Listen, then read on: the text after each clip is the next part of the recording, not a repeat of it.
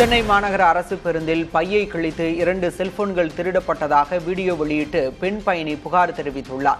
K நகரிலிருந்து எழும்பூர் வரை அரசு பேருந்தில் பயணம் செய்தபோது அருகே அமர்ந்திருந்த மூதாட்டி நன்றாக பேச்சு கொடுத்து தனது கவனத்தை திசை திருப்பியதாக தெரிவித்துள்ளார். அப்போது தனது கைப்பையிலிருந்து செல்போன்கள் திருடப்பட்டிருப்பதாகவும் அந்த பயணி புகார் கூறியுள்ளார். இதில் எம்டிசி பஸ்ஸில் கொண்டு போன பேகு கிழிச்சு இந்த ஓட்ட வழியாக 2 ஃபோனு அபைஸ். பஸ்ஸில் என் பக்கத்தில் உட்காந்துட்டு வந்த பாட்டி வந்துட்டு என்கிட்ட ஃபோனை வாங்கி பேசினாங்க. கடலை வேணுமான்னு கேட்டாங்க, தண்ணி வேணுமான்னு தண்ணி இருக்கான்னு கேட்டாங்க, பவர் பேங்க் இருக்கான்னு கேட்டாங்க, நீ எங்கே இறங்க போகிறேன்னு கேட்டாங்க.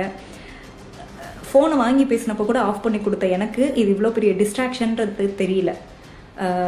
கே நகர் இஎஸ்ஐ ஸ்டாப்லேருந்து நான் பஸ் ஏறினேன் 17D பஸ்ஸில். எக்மோர் ஓல்டு கமிஷனர் ஆஃபீஸ் கிட்ட நான் இறங்கணும். எக்மோர் சில்ட்ரன் ஹாஸ்பிட்டல் கிட்ட கூட எந்திரிச்சு பார்க்கும்போது ஃபோன் இருக்கா அப்படின்றத சீட்டில் அது வரைக்கும் உட்காந்துட்டு தான் போனேன். அங்கே தான் எந்திரிப்பேன். முன்னாடி ஸ்டாப்லேயோ எந்திரிக்கிறப்ப பார்த்தேன் ஃபோன் இருந்தது.